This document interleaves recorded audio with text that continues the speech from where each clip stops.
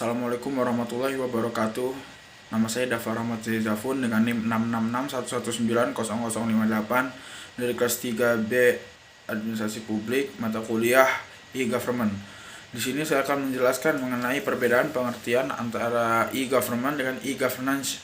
Kemudian saya juga akan menjelaskan mengenai analisis model dan matriks archetype e-Governance. Berikut penjelasannya. Di sini saya membahas mengenai website dari pemerintah Kota Pekanbaru, yaitu www.pekanbarukota.go.id. Sebelumnya di sini saya akan menjelaskan mengenai pengertian e-Government. E-Government merupakan upaya dan proses yang dilakukan oleh pemerintah untuk mengimplementasikan pemanfaatan komputer, jaringan komputer, dan teknologi informasi dalam menjalankan pemerintahan dan pelayanan publik. E-Government menekankan kepada transformasi dari sisi internal dan sisi eksternal dari berbagai hubungan yang terdapat pada sektor publik dengan memanfaatkan teknologi informasi. Sedangkan e-Governance merupakan wujud dari governance atau tata kelola pemerintah yang dijalankan oleh pemerintah pusat dan daerah di dalam melakukan pelayanan publik ke masyarakat dengan berbasiskan teknologi. E-Governance merupakan bentuk dukungan terhadap jalannya e-Government dengan menekankan hubungan antara pemerintah, masyarakat, dan swasta berbasis teknologi informasi.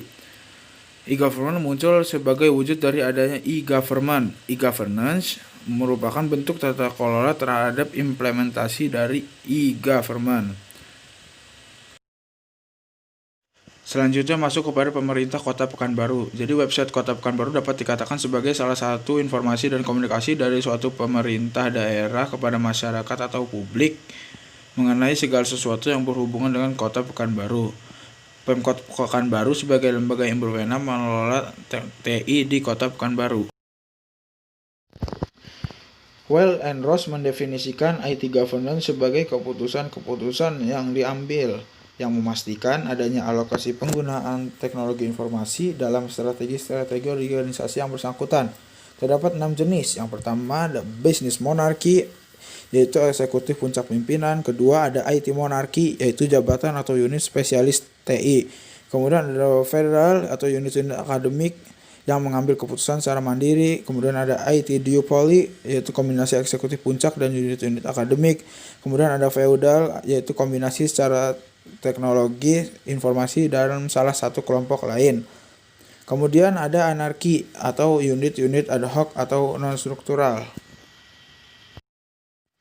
Dalam website pemerintah Kota Pekanbaru ini menganut model bisnis monarki, yaitu sektor ini memiliki banyak visi dan misi untuk melayani kebutuhan pada masyarakat umum, sehingga diperlukan komunikasi dua arah dari masyarakat dan organisasi. Kemudian untuk memaksimalkan layanan diperlukan peran manajer yang mengatur top down dalam organisasi, terutama pada IT principles dan IT investment. Oleh karena itu, tipe tata kelola Kota Pekanbaru ini adalah bisnis monarki. Kemudian masuk pada tata kelola pemerintah Kota Pekanbaru berdasarkan framework dari Well and Ross, di mana ada IT principle ini inputnya yaitu SKPD, di mana terletak di pada anarki. Kemudian pengambilan keputusan atau decision ini SKPD juga berada di anarki pula sama. Lalu ada IT arsitektur, inputnya itu Diskominfo berada di IT monarki, dan pengambilan keputusan atau decision ini wali kota berada di bisnis monarki. Lalu ada IT infrastruktur, di mana inputnya itu ialah SKPD yang berada di anarki. Kemudian pengambilan keputusan atau decision ini kepala dinas yang berada di bisnis monarki. Lalu dalam business application needs, decision inputnya itu ialah SKPD berada di anarki, dan decision ini kepala dinas berada di bisnis monarki.